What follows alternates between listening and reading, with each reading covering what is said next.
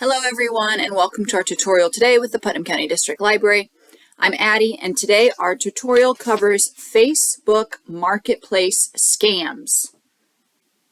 I know lots of people use Facebook Marketplace to post their items locally for sale or to shop for items.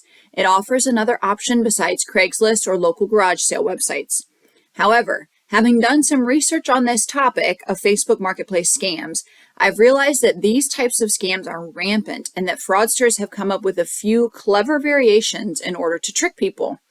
I'm going to focus on one particular version of this scam today, but overall, if you only take one thing away from this talk, I hope it is to proceed with caution while using Facebook Marketplace. It's fairly unregulated and these scammers are obviously getting away with a lot. They're scamming a lot of people. So just be cautious. I'm also going to run through some quick but big red flags to look out for at the end of the video. These apply to Facebook Marketplace or Craigslist, any of those online buying and selling marketplace type websites. And as always, all my sources will be listed at the end of the video. They're great places to go to learn more about this topic. So let's begin. The first type of Facebook Marketplace scam that I became aware of, and the one I'm focusing on today in this video, goes something like this. Say you want to sell an item on Facebook Marketplace. So you post it as a listing for sale. Okay, so you have something you want to sell and you post it on Facebook Marketplace. Fairly quickly, if not immediately after your item is posted, someone contacts you via Facebook Messenger asking, is this available? Very often, this question is quickly followed by a message saying, can pick up today. These two phrases, while seeming benign and unremarkable, are actually your first tip-off that you may have been approached by a scammer. Why? Because many victims who have been scammed have reported these exact phrases as what the scammer used when they approached the victim at the beginning.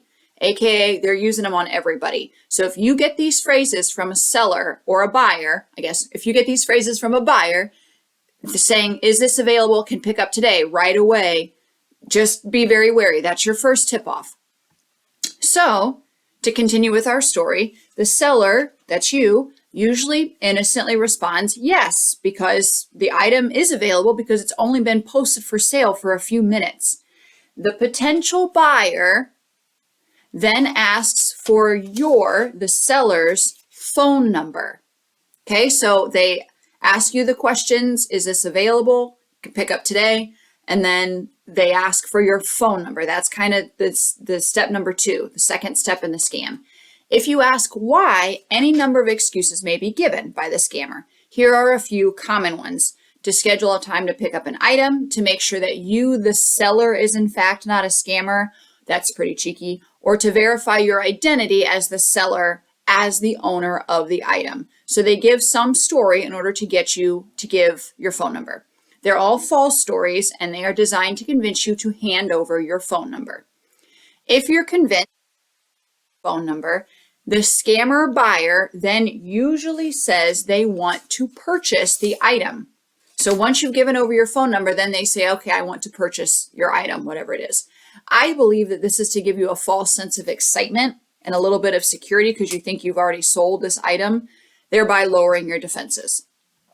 The buyer, meanwhile, has used your phone number to set up a new Google Voice account in your name. They will tell you they're sending you a code to verify your identity. And they need you to share that special code with them via Facebook Messenger. Okay, I'm going to repeat that.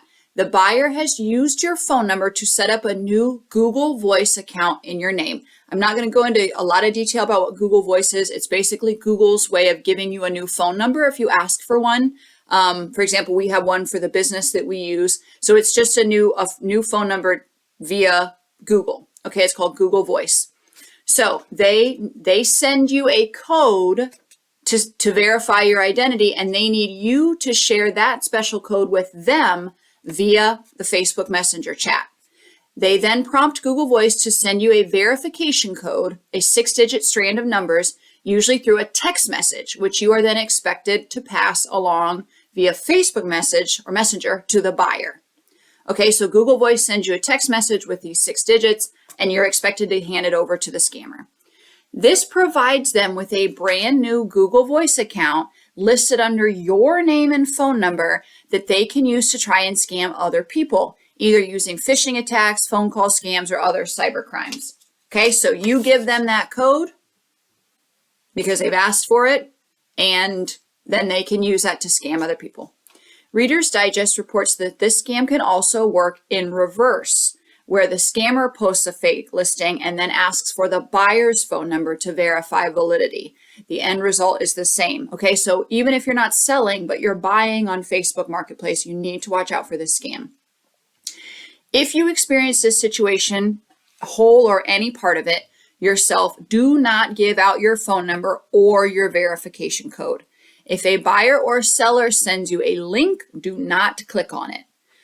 Okay, so here are some quick red flags in addition to look out for. This is on Facebook Marketplace, this is on Craigslist, any of the buying and selling websites, okay? So number 1, Facebook Marketplace or other online marketplace such as Craigslist, buyer or seller asking for your phone number. If a buyer or a seller is asking for your phone number via an online marketplace, do not give it to them, okay? That's a red flag. Number 2, if they send you a request to send a verification code from Google Voice, this is the scam I've just outlined. If they want you to give them a verification code from Google Voice, that is a red flag. Do not do it. Number 3, this is really general, but any price tag that is suspiciously below market rate. Okay, if they are price gouging, it's probably not real. Okay. Number 4, another red flag is a brand new seller or buyer Facebook account, one that's been created within the last couple of months. Okay, so you can go in and click on that seller or buyer's account and see when that page was created, when they created that Facebook account page. If it's been created within the last few months, that may be a red flag. Be wary. Number 5, you've heard me say this before, I'll say it again. A red flag is anything that seems too good to be true. Okay, if the deal seems really good, I'd just be wary. It may not be legitimate. And number 6, buyers and sellers who insist on communicating or receiving payments outside of Facebook checkout, aka Venmo or money order or cryptocurrency or any other cash app. If people don't want you to use Facebook checkout or another legitimate form of checkout, then I wouldn't do it. I wouldn't jump over to Venmo to pay somebody. It's just really hard to get your money back, and that's kind of a red flag that it might be a scammer. Okay, thanks for watching. Goodbye.